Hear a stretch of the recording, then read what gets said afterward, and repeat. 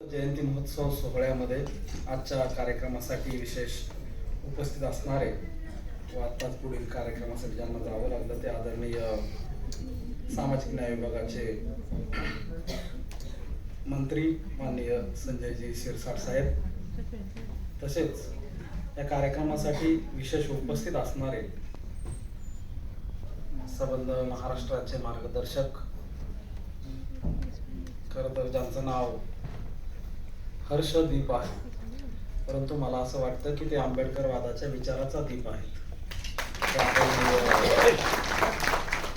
ते आदरणीय प्रधान सचिव, सामाजिक न्याय विभागाचे प्रधान सचिव माननीय डॉक्टर हर्षदीपजी कांबळे साहेब, तसेच आवर्जून उपस्थित असणारे सचिव, राजशिष्टाचार विभागाचे सचिव माननीय डॉक्टर राजेशजी गवांदे साहेब यांच्यासह ज्यांनी हा देखणा कार्यक्रम या ठिकाणी आयोजित केलेला आहे, ते केवळ मंत्रालयातील नव्हे तर राज्यभरातील कर्मचारी, अधिकारी यांचा आधार माननीय भारतजी वानखेडे साहेब, लक्ष्मणकांतजी ढोके, अंबाबाजी चंदनशिवे, सुभाषजी गवई, सुनीलजी गायकवाड यांच्यासह त्यांची सर्व टीम आणि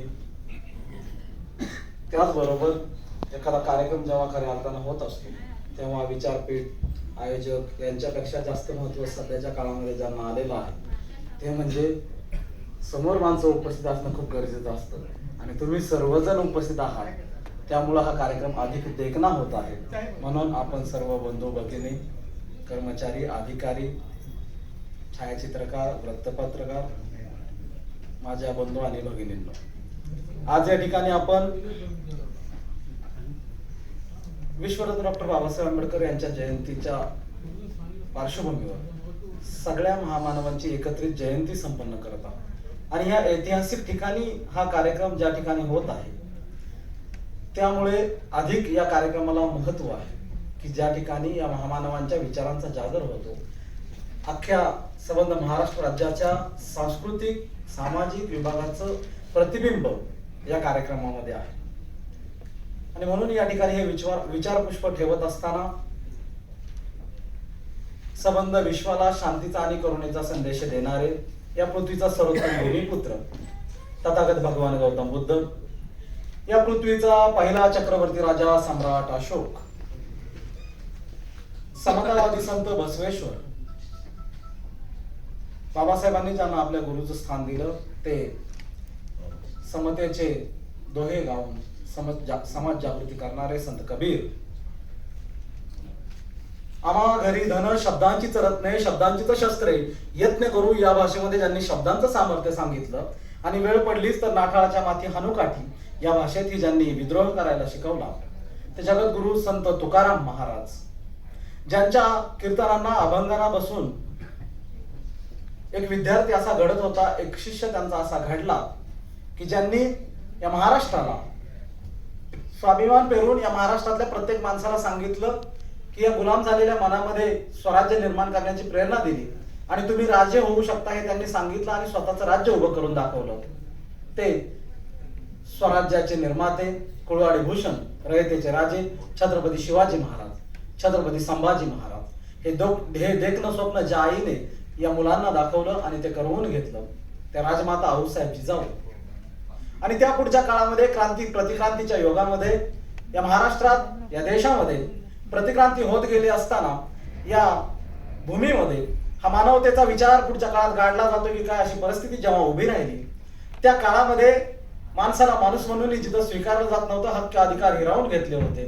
इथल्या स्त्रियांची अवस्था दयनीय झालेली होती. आज माझ्यासमोर बसलेल्या या बहिणी पाहिल्यानंतर आणि ती अवस्था आठवल्यानंतर त्या काळाचं वर्णन करताना त्या काळातले एक महान समाज सुधारक त्या काळातली परिस्थिती पाहून समाज विश्लेषण करून त्यांनी त्या काळाचं रुद्ररूप सांगताना म्हटलं की हे काळ असा का झाला आणि माणसाची अवस्था अशी का झाली हे सांगताना ते तेव्हा जे म्हणाले होते, विद्य विना मती गेली, मती विना नीती गेली, नीती विना गती गेली, गती विना वित्त गेले, वित्त विना शूद्र खचले, बहुजन खचले, इतके अनर्थ एका अविद्येने केले या भाषेत सांगितलं. पण ते कृती करणारे समाज सुधारक होते, त्यांनी कृती केली आणि दाखवून दिलं. त्यांनी काय दाखवलं विद्येमुळे मती येते, मतीमुळे नीती येते, नीतीमुळे गती येते, गतीमुळे वित्त येतं, वित्त आल्यानंतर शूद्रांचं बहुजनांचं जीवनमान उंचावतं आणि मग ते भर मंत्रालयात असे विचारांचे कार्यक्रम करायला लागतात. हे आज दिसून येत आहे. हे सांगणारे, हे मांडणारे क्रांतीसूर्य महात्मा ज्योतिराव फुले.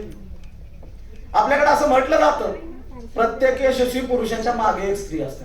काय सांगितलं आपल्याला? यशस्वी पुरुषाच्या मागे स्त्री असते, पुढे नसते.